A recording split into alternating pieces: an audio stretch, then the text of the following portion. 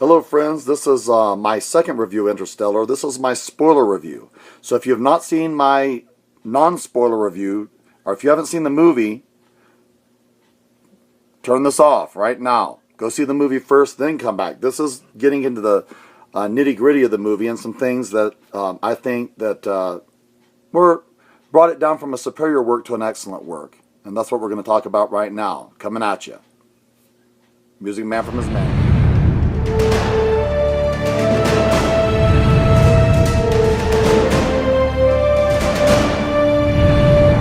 So, Interstellar, that great movie by Christopher Nolan. It's good. Here's a poster. You've probably seen this. The end of the earth will not be the end of us. And so, pretty good. I like getting this poster. Now, to talk about what really irritated me in this movie. First of all, the earth is dying. Crops. Only corn will grow. All the rest of the crops are dying off.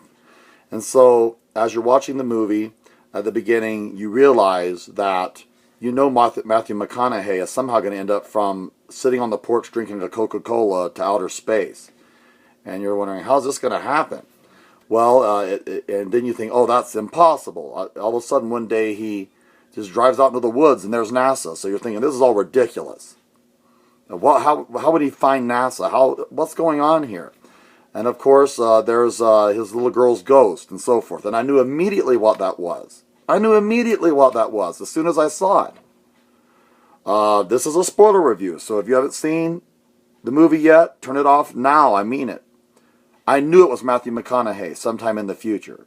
Because they were going to another dimension, it was going to be some kind of communication through time or something like that. And because they mentioned a black hole and stuff like that, a wormhole, I knew that was Matthew McConaughey trying to communicate with his daughter sometime in the future. And I think a lot of people probably knew that. I knew it immediately. So, and so he was the one that led him to NASA by using some kind of Morse code in the dust on the floor and using a watch and doing all these different things. And so, what is my gripe with the movie? I was mesmerized through the entire movie, but I didn't like that Christopher Nolan felt that he had to explain everything to us, that he had to go dot to dot to explain to us that we were too stupid to make our own interpretations of this film. In other words, let me give you an illustration. I'm a born-again Christian. So if I watched this movie from my perspective, I would believe that God was helping him. Because it was inexplicable what was going on. He was incinerated in a ship. The next thing you know, he's inside of this some kind of labyrinth where he can look through the back of the bookshelf and see through time his daughter down in Kansas. And so I think it's something supernatural is happening here. But Christopher Nolan is clear to make you know that that is us in the future using a technology we haven't developed yet to help ourselves out. Or that it's some kind of interdimensional beings that are helping us. Well, why didn't you just leave that open to interpretation? Why do you have to put your atheistic view in there? I mean, so something supernatural is happening. It could mean something different from each person. That would have been brilliant if you'd have done the film like that. But instead, he has to absolutely keep denouncing what's happening and all this intricacy of what's going on with the wormhole and how the events play out is... it has to be supernatural beings or us in the future. It cannot be God. So obviously he's very atheistic with this. And that kind of ticked me off. Because why? Why did you need to do that? Why didn't you just leave it open? And then all people can go out and have their interpretation of the movie. And I think that would have been kind of fun. Another thing that has made me almost laugh is that where did they come up with love is quantifiable? And such comments as that. Interesting. And then also, my last thing I'll talk about is the end of the movie. So his daughter's love saved the universe. Him and his daughter's love saved the universe. They saved the world. Yet, when he sees his daughter, she's obtuse to him and says, "Go away. I have my own family now." What? That's not how I would be if I'd been separated from my loved ones. I would go up and embrace them, and there'd be a moment. Can we have a moment alone? And, there'd be...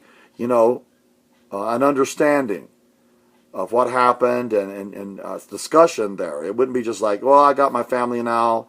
You need to go look for the woman went to the rock planet. And then also there's supernatural things, inexplicable. How could he be found floating around in space and then find him with just 26 minutes of oxygen left? Obviously, there's something beyond them happening here. Why do they have to keep dismissing that it's God? Why do they keep having to say that it's alien beings, or that it's coincidence, or that it's, keep giving their interpretation of the movie? I didn't like that at all. I think he dumbed it down. He dumbed the movie down. He didn't need to do that. Leave it open to interpretation. Sure, there's going to be some people that go to that movie and go, huh? We moved from science fiction into the Twilight Zone. So what? That's the fun of movies. People can watch a movie and have different perspective and different backgrounds and different things that make the movie something special to them. And Christopher Nolan, I felt like, stole that. Because they were probably sitting around a table going, people are going to have trouble with this. They're not going to know what's going on and they're going to be confused. Wrong. We knew exactly what was going on. We didn't need it explained to us. So anyway, if you go to Interstellar, that's the reason it went from a superior to an excellent. It's a mesmerizing film. It's a well-done film. But then, it explained too much to me. I don't need that much explained. Just from me. Some of you maybe said, I needed all that explained. I didn't know what was going on. I did. Basically went like this. He went through a time hole. Through supernatural events, he was able to see his daughter through time and communicate with his daughter using Morse code with a watch. And with some kind of something supernatural outside of himself helping him along. I would say it's God. You'd say it was little alien beings, or that it was, us in the future. Yeah, whatever. But excellent film. You'll enjoy it. I'm just saying the things that were kind of pet peeves for me. Take care. Have a good one.